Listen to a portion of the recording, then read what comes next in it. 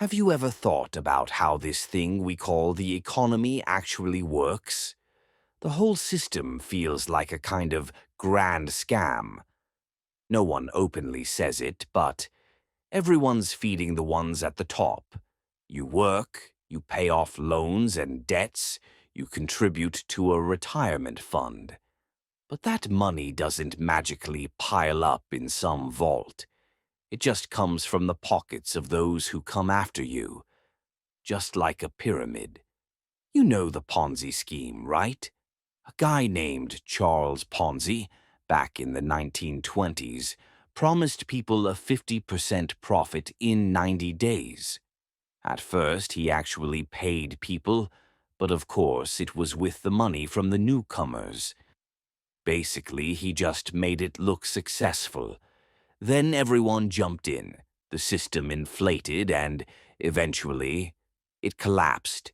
And honestly, I think the world economy works pretty much the same way.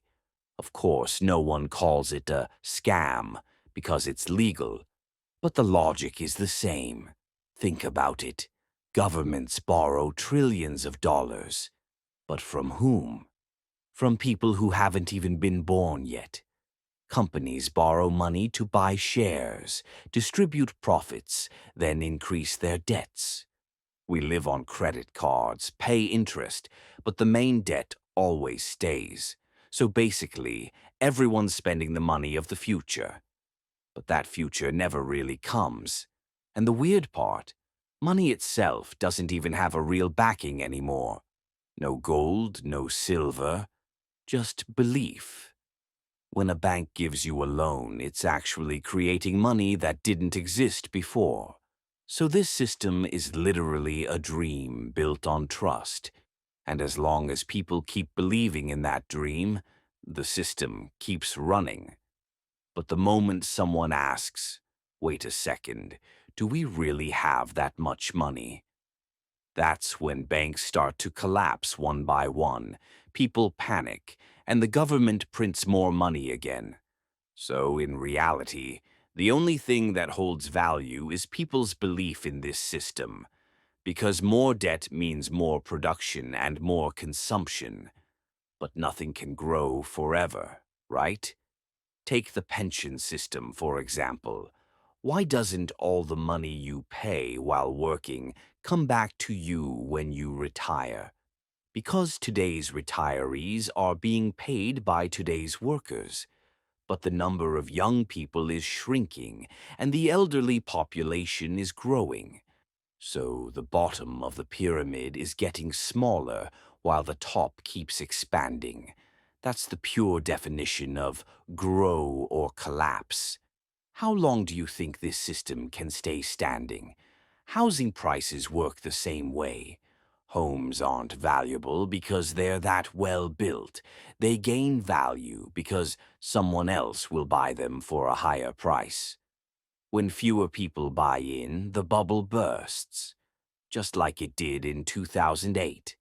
And who shows up on stage then? Of course, the central banks. They print more money and revive the system again. And they give it fancy names: economic stimulus, quantitative easing. But really, it's simple: creating new money to pay off old debts. Basically, just making the pyramid a bit taller. And who pays the bill? Of course we do. With inflation, taxes, and the loss of our purchasing power. Inflation is actually like a silent tax. Prices rise because this system has to produce new money to stay alive. But that new money, this time, devalues what's in your pocket. So the system keeps standing, but you slowly melt away. When I see all of this clearly, I sometimes think, maybe what we call the economy is actually a giant pyramid scheme. What do you think? The only difference is, this time the players are us, and we work a little harder every day to keep the pyramid standing. But don't get me wrong, the point isn't to stop working. The real point is to be aware. To understand that the system isn't designed for your well-being, that real wealth isn't about your paycheck. It's about the relationships and skills you build and the things that are under your control. Because at the end of the day, even if this pyramid system collapses, knowledge, resilience, and wisdom will stay with you. And real freedom begins exactly there,